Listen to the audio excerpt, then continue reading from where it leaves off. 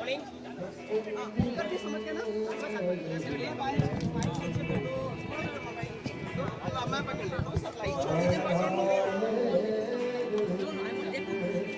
एक बात बोलूँ, आप लोग बहुत करीब नहीं हो, थोड़े पीछे जाएंगे प्लीज, पूरे मुंह पे आ रहा है। लोग निकल रहे हैं ना पीछे। नहीं, मैं बोल दूंगी उनको, आप पीछे थोड़ा सा पीछे, गिव देम द स्पेस।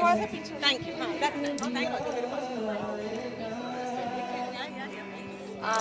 मैं बोलूँ, हम पूछते ना मैम, पूछिए। Very good evening ma'am. 100वां साल एक लेजेंडरी पर्सन हमारे भारतीय इतिहास के आपके शब्द।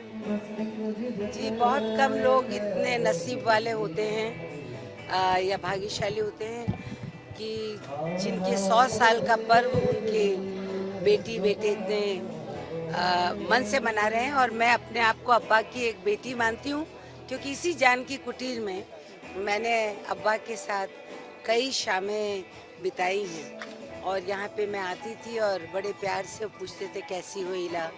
तो जो उनका कंट्रीब्यूशन है, हज़ारों साल इसी तरह से लोग उनको याद रखेंगे।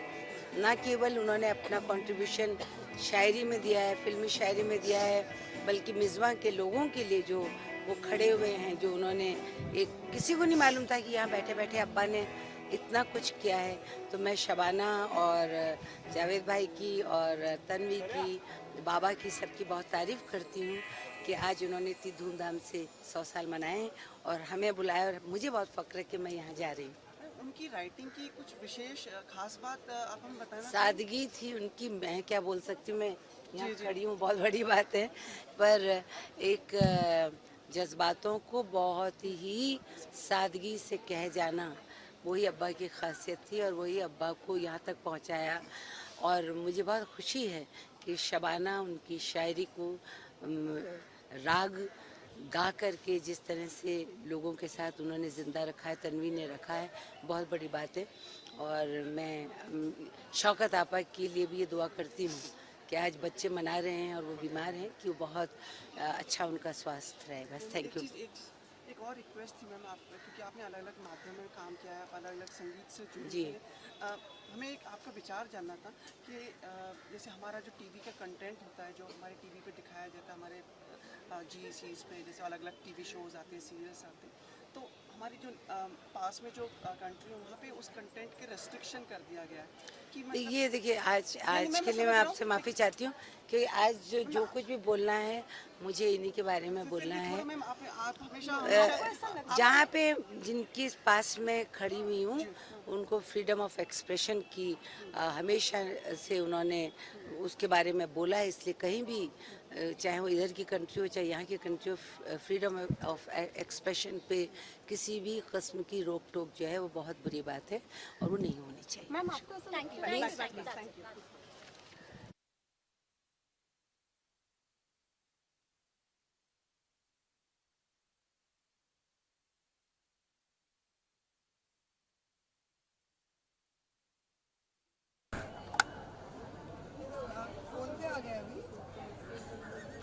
नहीं फोन पे नहीं है, नहीं है। पहला रिकॉर्डिंग कर लेता हूँ, बाद में मैम तो बहुत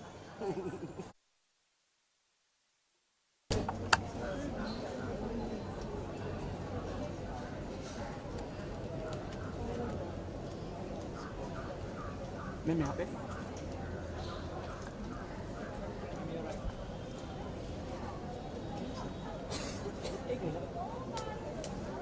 यहाँ पे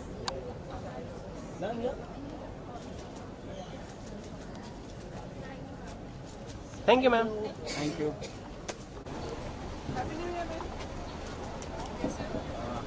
मैडम। एक मिनट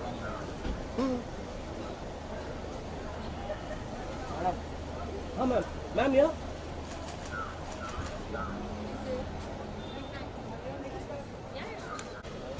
इधर ही करते हैं। सॉरी घूम कर अपना इधर चुका दो, इधर चुका दो, ये बड़ा जगह मैडम को बुलाना, मैडम को भी बुलाना, मैडम के साथ ही है फोटो।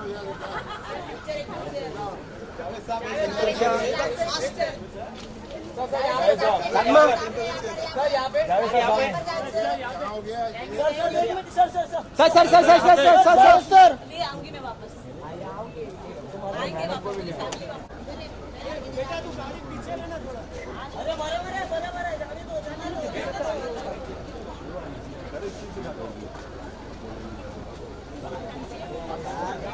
एक मिनट उनको आने दो मेरे बैकग्राउंड के पास पहुंचने दो सर बिल्कुल आ रही हूँ मेरा बैकग्राउंड ले लो ना मेरा बैकग्राउंड यहाँ ले लो ना हाँ मैम साइड हो जाओ हम वहीं पहुँचा रहे हैं शिफ्ट बैकड्रॉप हियर आप लोग खाली गेट छोड़ दो मैं ले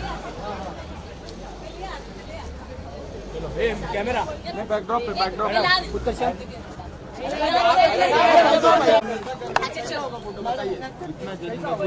वायर देखे चलो 2 बार खड़े करेंगे दिव्या जी यहाँ पे मैम सेंटर में साथ में वायर दो ना दिव्या मैम सेंटर में Divya ji ma'am you right एक मिनट दे दो गाड़ी को चले जाने दो वो कहीं नहीं जा रही है तुम्हारा पीछे लग जाएगा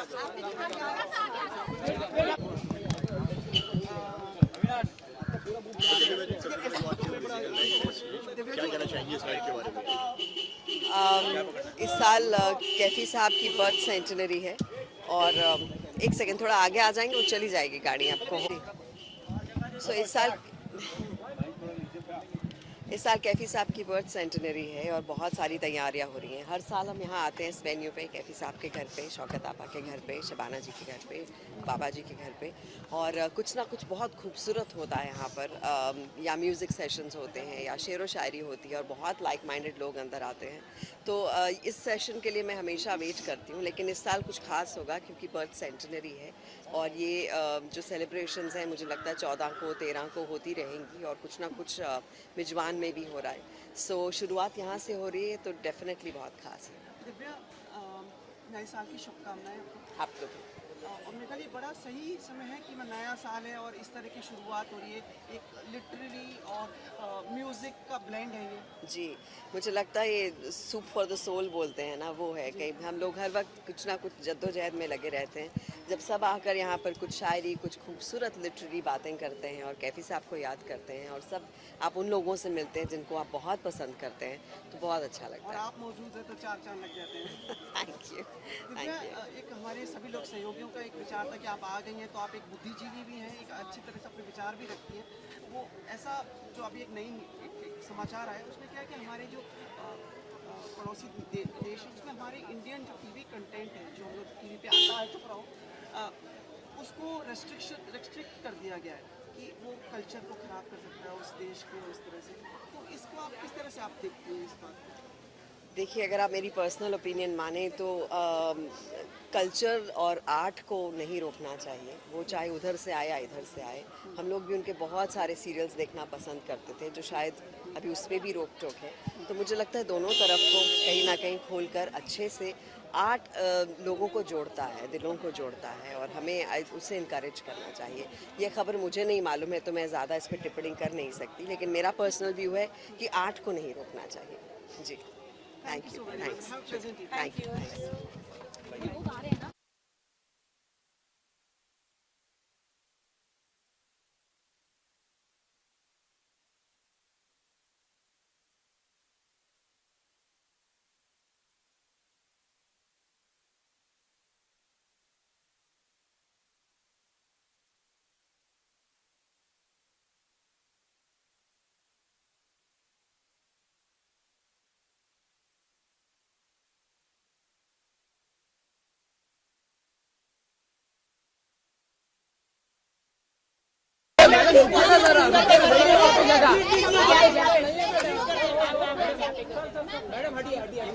अरे मैं भाई मोबाइल पीछे जी यहाँ पे ये कैमरा सर ये कैमरा सिद्धार्थ सर ये कैमरा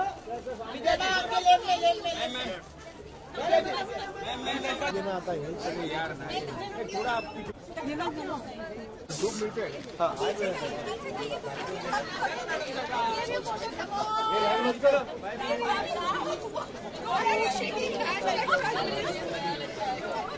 आप लोग का हो गया तो बता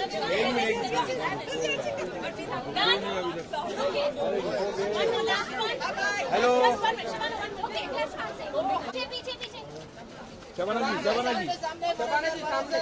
सामने मैम मैम ये कैमरा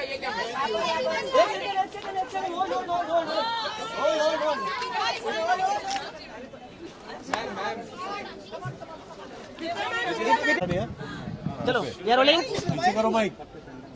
नहीं ठीक है वो। Very happy new year to everybody. मेरे ख्याल नए साल की इससे अच्छी शुरुआत हो नहीं सकती कि, बिल्कुल। इतने लेजेंडरी पर्सन के साथ आज ये कंसर्ट रखा गया है। बिल्कुल बिल्कुल आई मीन मुझे बहुत तो म्यूज़िक बहुत पसंद है, उर्दू शेर व शायरी भी बहुत पसंद है, तो इससे आपने बिल्कुल सही कहा कि इससे बेहतर बिगिनिंग जो है हम सोच नहीं सकते। So I am really really thrilled and I am looking forward to this evening, very special evening. आप पहले आए हैं यहाँ पे कभी? नहीं, ये मतलब जानकी कुटीर में तो बहुत बार आए हैं, हर होली हमारी यही मनती है, मनाई जाती है, बट इस इवेंट में मैं पहली बार आ रही हूँ। तनिष्का, क्या एक्सपेक्ट कर रही हैं आप आज की शाम से यहाँ पे? एक बहुत ही खूबसूरत शाम जहाँ म्यूज़िक और पोइट्री इन सब चीज़ों में हम डूब जाए बस। म्यूजिक, पोइट्री, कला, साहित्य ये हमेशा कहते हैं जोड़ता है लोगों को। हमारे सभी सहयोगी ने आपसे पूछना चाह रहे थे, जो आज का एक समाचार है उसके ऊपर आपकी मतलब राय चाहिए थी कि हमारी जो नेबरिंग कंट्रीज हैं उसमें जो इंडियन टीवी कंटेंट होता है जी, उस पर रिस्ट्रिक्शन कर दिया है, तो आपको लगता है ये सही चीज़ है? मतलब जो कंटेंट होता है मुझे सीरियसली मैं तो बाउंड्रीज वगैरह में विश्वास ही नहीं रखती हूँ। मुझे लगता है कि हर क्रिएटिव आदमी जो है, हर क्रिएटिव इंसान बाउंड्रीज में विश्वास रखती ही नहीं है। हम लोग ग्लोबल सिटीजन्स होते हैं और हम खुले तरीके से अपने आप को एक्सप्रेस करना चाहते हैं, और मैं इसी में यकीन रखती हूँ, और मैं ऐसा दुनिया इमेजिन करती हूँ जहाँ कोई बाउंड्री ना हो, जहाँ ना तो जोग्राफिकल बाउंड्रीज हो, ना इंसान की सोच के बाउंड्रीज हो। And I think creative people जो है वो इन्हीं बाउंड्रीज को तोड़ने में we are striving for that all across the globe actually. लेकिन आपको लगता है जो इंडियन जो शोज़ हैं, टीवी शोज़ हैं, वो किसी कल्चर को डिस्टर्ब कर सकते हैं या किसी तरह से इफेक्ट कर सकते हैं? मुझे लगता है कल्चरल एमालगमेशन जो है वो हमेशा किसी कल्चर को एनरिच ही करती है, कभी डिस्टर्ब नहीं करती है। तो हम जितना एमालगमेट करते हैं, और प्योरिटी ऑफ कल्चर एक बहुत बड़ा मिथ है।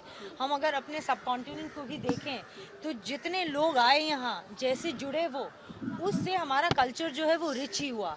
आज अगर हम बैठ के उर्दू शेर व शायरी है या ठुमरी दादरा, जैसे ठुमरी दादरा जो हमारा म्यूज़िक है, उसमें एक बहुत खूबसूरत चीज़ होती है कि आप ब्रज में स्थाई शुरू होती है और अंतरा में जाते जाते वो उर्दू पोइट्री होती है ना। तो ये जो एमालगमेशन है ना, अब बांग्लादेश में देख लीजिए, उनका जो नेशनल एंथम है वो रविंद्रनाथ टैगोर ने लिखा है। वो लोग दुर्गा पूजा, जो मुस्लिम्स भी वो, उनके लिए भी दुर्गा पूजा उतनी अहम है जो हिंदुओं के लिए है।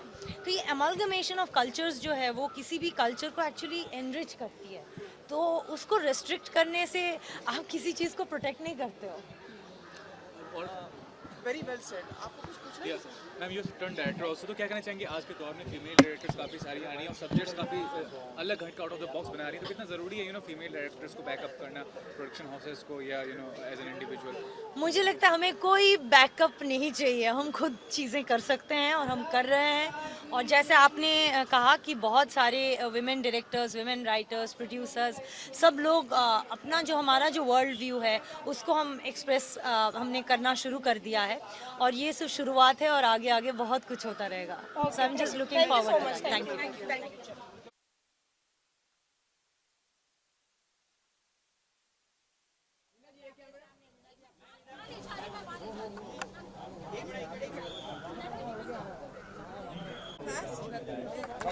लुक सामने ही रखिएगा मैम, लुक सामने।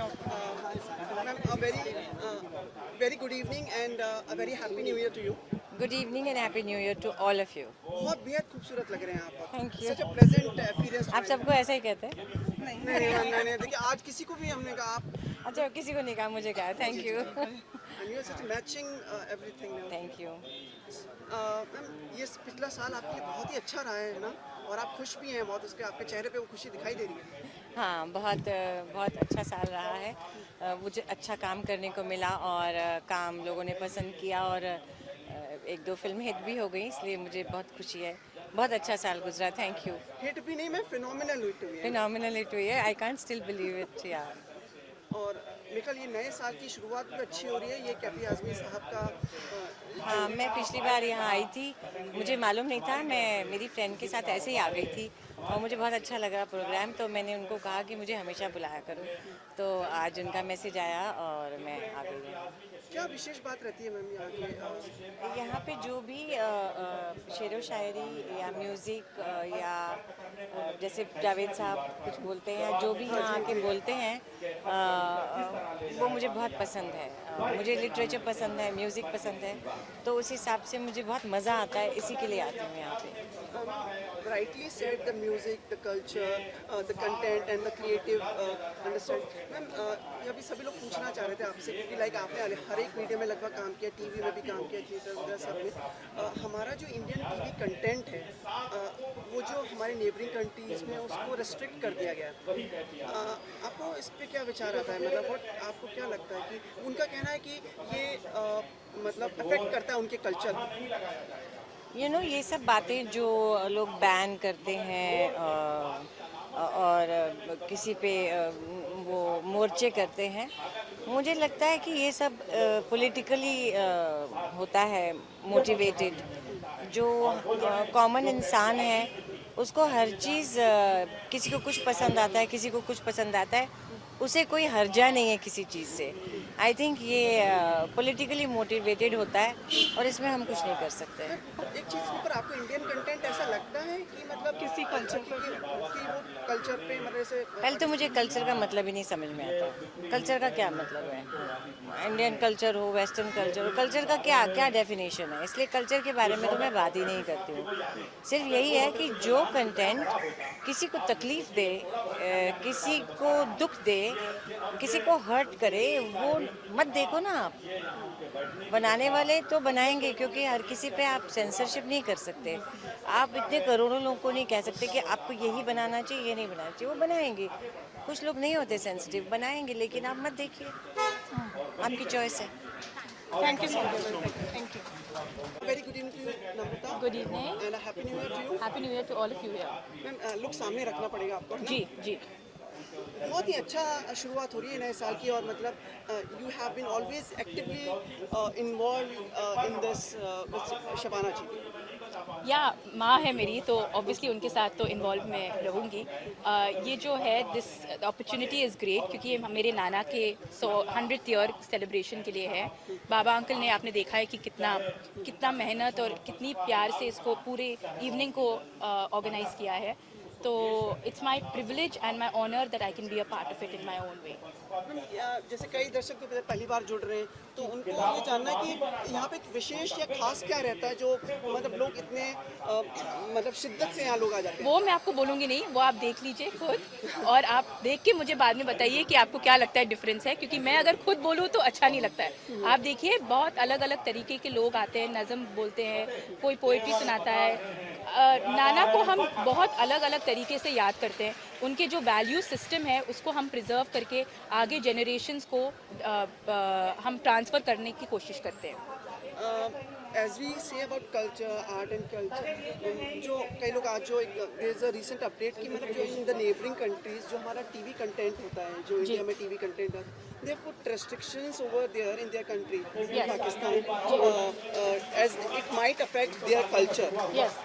तो आप कैसे देखती हैं इस चीज़? मैं इसको मैं इसके अगेंस्ट बहुत खिलाफ खड़ी रहती हूँ, क्योंकि मैंने अभी एक फिल्म प्रोड्यूस की है मंटो करके, जो नंदिता दास की थी, वो मैंने प्रोड्यूस की है, और उसमें हमने बात की थी फ्रीडम ऑफ एक्सप्रेशन के बारे में। और फ्रीडम ऑफ एक्सप्रेशन जैसे रिस्ट्रिक्टेड होता है तो उससे आप खुल नहीं पाते हैं, और आपका एक सोसाइटी जो है वो एंटी डेमोक्रेटिक बन जाता है, एंटी सेक्युलर, एंटी डेमोक्रेटिक।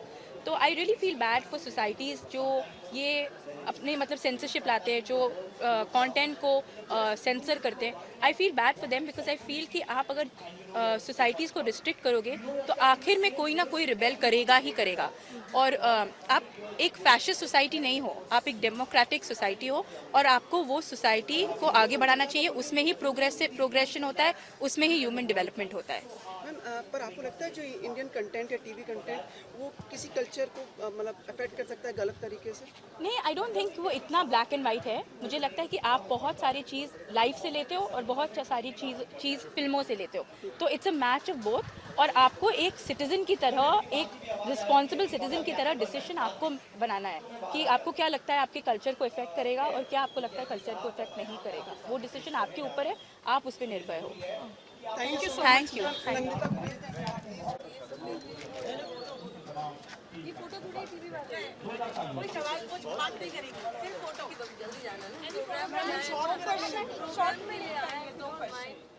हो जाते थे अब तक मैम।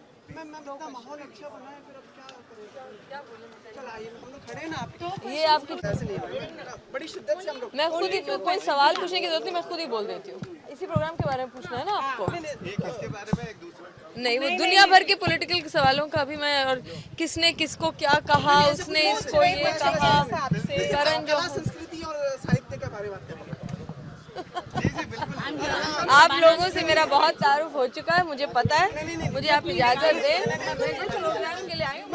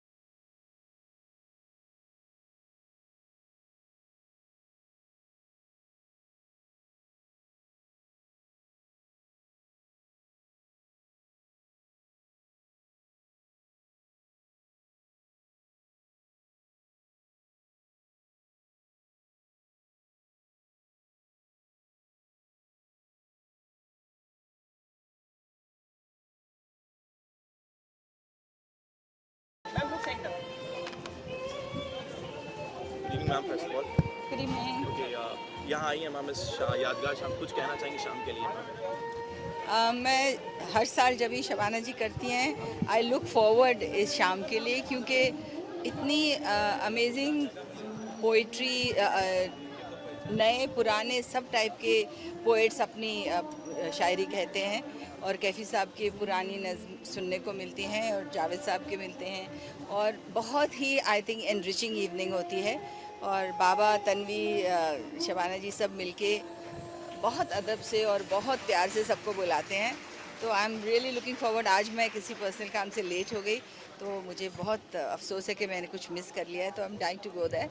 आई थिंक कैफ़ी साहब has been one of the most, मैं लकी थी कि उनको काफ़ी बार मिली थी, क्योंकि हम यहाँ पृथ्वी आते थे और हमेशा कैफ़ी साहब यहाँ होते थे, और काफ़ी शामें उनके साथ, उनके हॉस्पिटैलिटी, उनकी हमने घर का खाना, शौकत आपा, कैफ़ी साहब होते थे, और वो जो दिवाली की शामें होती थी, ईद का वक्त होता था, बहुत याद आती हैं। And I think he was an amazing man, and उनके बच्चों ने उनकी वो ट्रेडिशन को आगे चलाया है और यादगार उनकी रखी है। मैम इंडिया में हमारे कल्चर को बहुत सराहा जाता है।